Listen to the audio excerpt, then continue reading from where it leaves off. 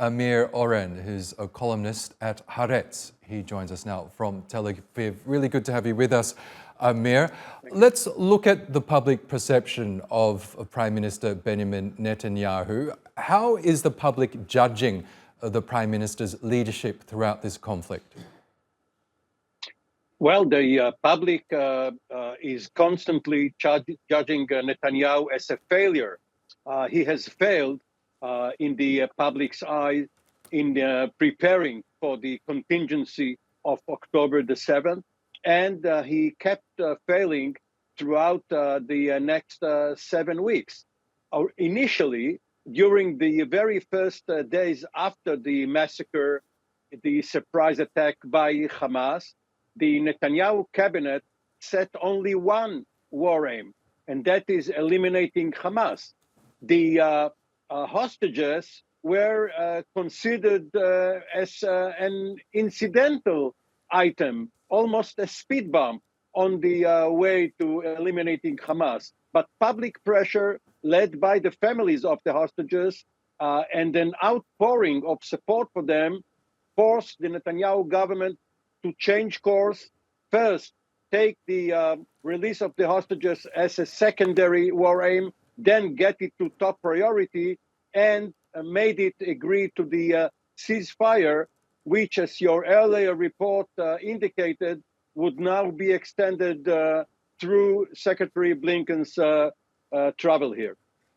Yes, and we know that, as you say, Netanyahu's stated goal is to eliminate Hamas, even though many analysts from, I guess, all angles of the conflict say that's all but impossible so long as Israel remains an occupying force in Palestine. But I'm wondering, is the Israeli public on board with that stated aim, even if it takes as many Israeli lives? Well, there are mixed perceptions and mixed opinions regarding this issue, because on the one hand, the Israeli public has been so hurt by what happened on October the 7th that it has moved somewhat to the right. It wants revenge. It wants to punish the leaders of Hamas, whatever it takes to do it.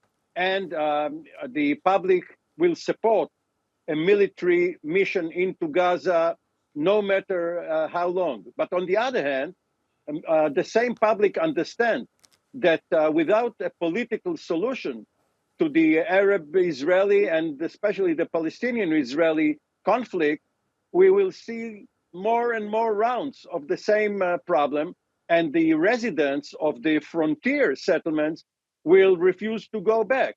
So if there is a diplomatic solution in which the Hamas leadership departs Gaza to Qatar, or if your country, Turkey, takes them, fine, that will satisfy the Israeli public. But the Israeli public will support its government if it goes on with its military mission into the heart of the Hamas complex under Khan Yunis.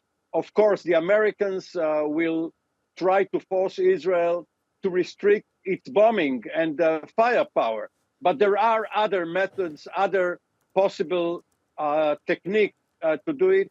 So just to sum it up, the Israeli public would want a diplomatic solution, but short of that, will support a military one. Okay, Amir Oren, we'll leave it there for now. Thank you so much for joining us here on TRT World. Thank you.